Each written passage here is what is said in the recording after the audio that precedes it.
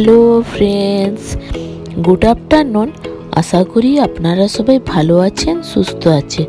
আজকে এবার আপনাদের সামনে লাঞ্চ নিয়ে চলে এসেছি।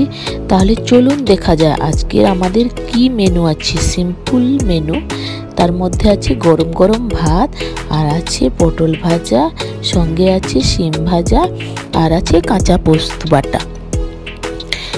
কাদের কাঁচা পোস্ত বাটা ভাতের সাথে খেতে বলবেন প্লিজ একটু কমেন্ট করে। সঙ্গে আছে ডাল আর ঝাল ঝাল করে আলু পোস্ত। আলু পোস্ত তো আমার প্রচুর ফেভারিট। আপনাদের কি আলু পোস্ত ফেভারিট? তাহলে একটু প্লিজ কমেন্ট করে বলবেন। এই হচ্ছে আজকে আমাদের সিম্পল মেনু। আপনারা কি লাঞ্চ করলেন একটু বলবেন। যদি ভিডিওটি ভালো লাগে তাহলে please like, comment and share করে দিবেন।